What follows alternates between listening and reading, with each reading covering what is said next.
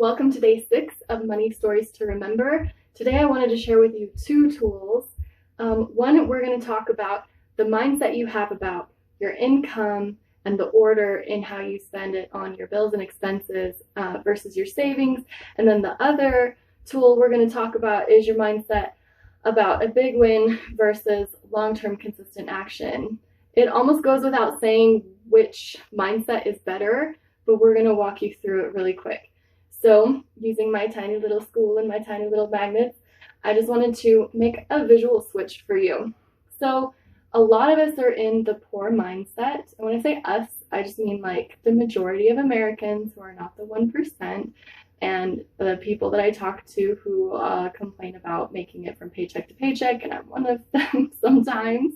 But I've been switching my mindset a while, and I've noticed that there are increments of improvements as I continue to change my mindset and to use these tools. So I want to share it with you as I see, those daily improvements in my life. So first, the poor mindset is to take your income and immediately spend it on what you need and what you want, and then whatever's left goes into savings.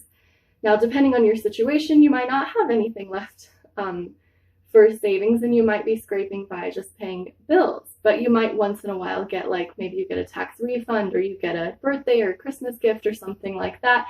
And so what remains can be spent on random things, or it can be invested. So, if you're, an average American, then you might have some extra to put aside into savings. And what you want to do to move from the poor mindset to the rich mindset is switch these. And so what you determine ahead of time is how much your bills and expenses are going to cost, how much you're going to have for spending money on just fun, rewarding things, work to live rather than live to work. And so set aside that predetermined amount, ensuring that you have what's needed for your bills at that point. Now, when I shared this tool with my daughter, who was 10 at the time, when she wanted to go to one of her favorite stores and buy some fun, stuffed animals or something, I said, well, what about this new mindset that I've been learning? What about investing first in a way that can help you make more money? Because that's actually the point of this, is taking the money that you've made, putting it in investments and savings so that it can make more money before spending it on your bills, so that you're actually growing your money before you spend it. So I was sharing this mindset with her, and it's actually a really effective mindset to share with kids or people who don't have as many responsibilities yet, because the bulk of their income isn't going straight to expenses and bills. So she decided to start a party business. We had tossed around a few ideas, and she came up with that one. And so now, quarantine is happening right now, but before quarantine, she was throwing parties for her friends and asking for $5 donations for supplies. I was her sponsor, and so I would provide activities and other things for the party, and even financial lessons, and we would teach this to the kids that would come. And so she had been putting aside the donations for each party into a savings account for herself. So it was really cool to see my daughter put into action the new mindset that I created for myself, or that I adopted for myself, I should say. Okay, so I encourage you to do the same thing. It's an easy habit to get into.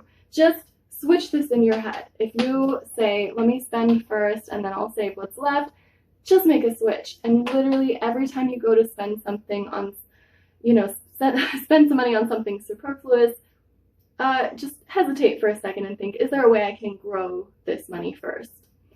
Then the second story I wanted to share was about this idea of people in the poor mindset of, I need a big win. The only way that I'll make it out of this situation is if something big happens all at once.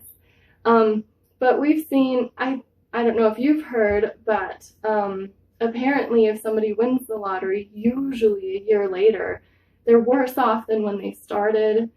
And I don't want to go into too much detail, but it's a pretty dark picture. One of the problems and one of the reasons that happens is people are not educated with how to use that money.